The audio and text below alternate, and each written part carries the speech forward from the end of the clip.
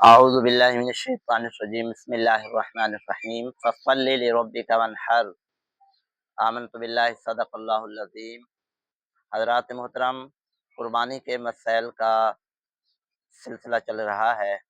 قربانی کے جانور کے حوالے سے، قربانی کے حکام سے متعلق آج بھی ایک مسئلہ لے کر ہم حاضر ہوئے ہیں، اور یہ انشاءاللہ الکریم ارادہ ہے کہ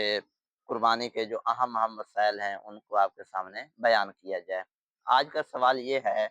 اور یہ پہلی بھی ہے، وہ یہ کہ کون سی ایسی صورت ہے کہ جس میں صرف بکرے ہی کی قیمت صدقہ کی جا سکتی ہے، بڑے جانور کو بھی ذبح نہیں کیا جا سکتا اور اس کی قیمت بھی صدقہ نہیں کی جا سکتی؟ تو آئیے ہم آپ کو اس کا جواب دیتے ہیں۔ سوال یہ یوں بن سکتا ہے اس کا کہ اگر کسی شخص پر 3-4 سالوں سے 5 سالوں سے قربانی کرنا لازم تھی، لیکن کسی سبب سے وہ قربانی نہ کر سکا، اب سوال یہ ہے کہ کیا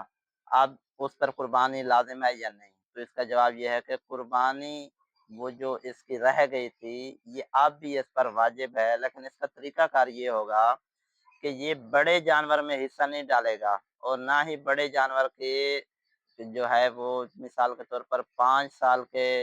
قربانی اس کی رہتی تھی، تو 5 سال کی قربانیوں کو کرنے کے لیے بڑے جانوروں میں 5 حصے ڈال لے، ایسا نہیں کرے گا، بلکہ اب اس پر لازم ہے کہ یہ ایک بکرے کی قیمت صدقہ کرے، اور 3 سال کی قربانیاں رہتی ہیں تو 3 بکرے جو ہے ان کی جو قیمت بنتی ہے اس کو صدقہ کرے، اور اگر 4 سال 5 سال اور اسی انداز سے آپ آگے چلے جائیں تو جتنے سالوں کی قربانی اس پر لازم ہے تو فقط اس کی قیمت کا صدقہ کرنا لازم ہے، نہ کہ کسی اور اعتبار سے یہ قربانی کرے گا۔ تو یہ پہلی بھی ہے کہ صرف قربانی کے جانور خریدنا نہیں ہے، بلکہ قربانی کے جانور جو بکرا ہے